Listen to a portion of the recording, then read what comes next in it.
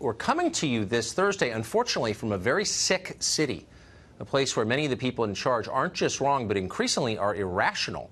Washington is in the grip of unprecedented mass hysteria over Russia.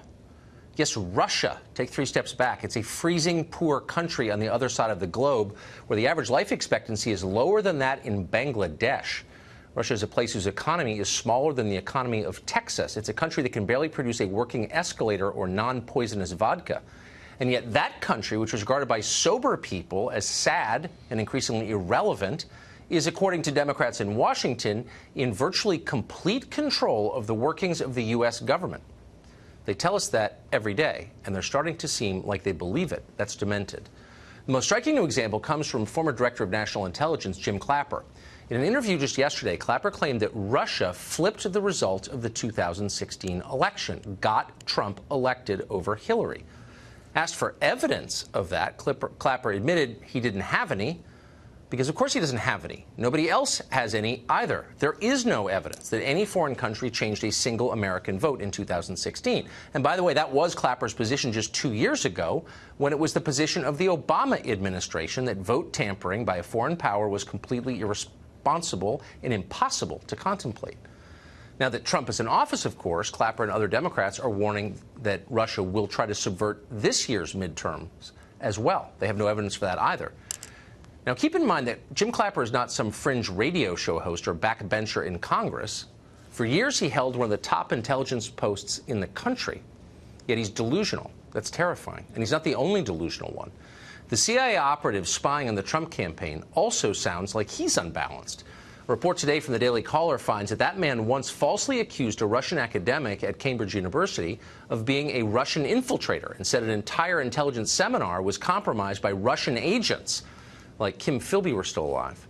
This afternoon, congressional leaders received a classified briefing from DOJ and intel officials about actual spying that took place in 2016, not spying from spooky Russian agents sent from the Kremlin, but from the Obama FBI. And that might put some of this in perspective. Tom Fitton is the president of Judicial Watch. Molly Hemingway is an editor at The Federalist. They join us now.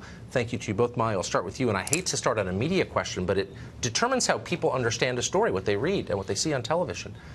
There are still news outlets as of tonight that are pretending like there was no spying on the Trump campaign. So can you just say definitively, do we know as a factual matter that the Obama FBI spied on the Trump campaign, or don't we? Well, everyone knows that there was a spy, and in fact, people who were involved in the spying are admitting that there is a spy. They're saying, though, that because the government term is human intelligence informant or something like that, that therefore it's not a spy.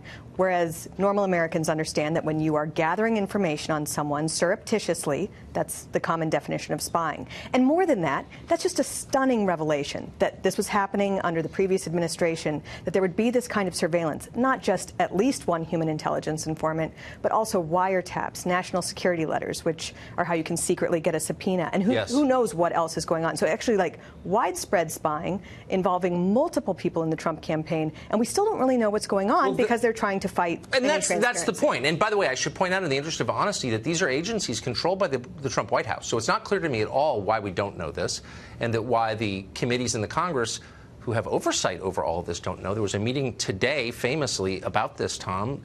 Do you think members of Congress, again charged with oversight of this stuff, know the answer as of tonight? No, my understanding is they're still being strung along. This meeting was for show.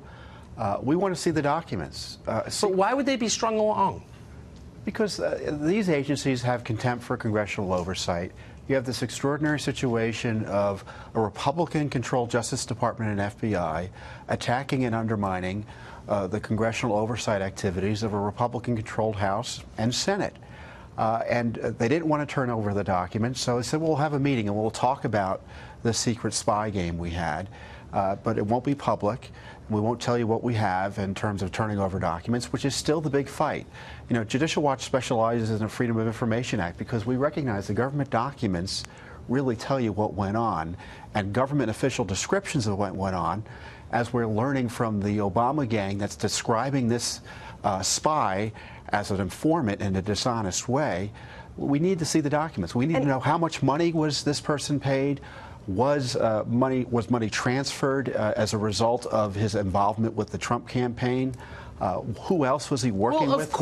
Were there others? But there's a time limit. There's a timer. Sand is passing through the hourglass here. If Democrats take the House and take control, majority control of these committees, then how will we find out? They have no interest in getting this information to the public. And this is why it would be nice if everyone on both sides of the aisle had a common understanding that spying on political opponents is not a good precedent, and it's not good for having Americans having confidence in the FBI. Have you seen any liberals say that?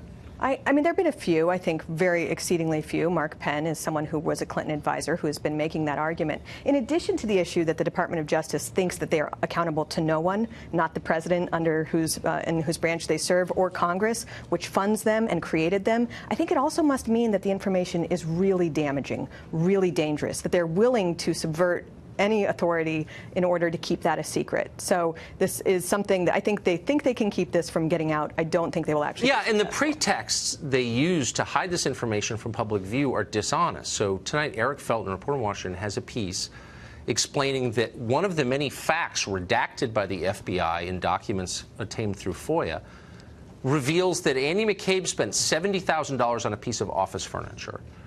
They held that back on grounds of national security. Does that imperil us, Tom, as a country, now that our enemies know that Andy McCabe spent $70,000 on a piece of office furniture? I mean, of course it doesn't. And it shows you that the FBI and the Department of Justice can't be trusted to evaluate fairly whether documents should be released or not.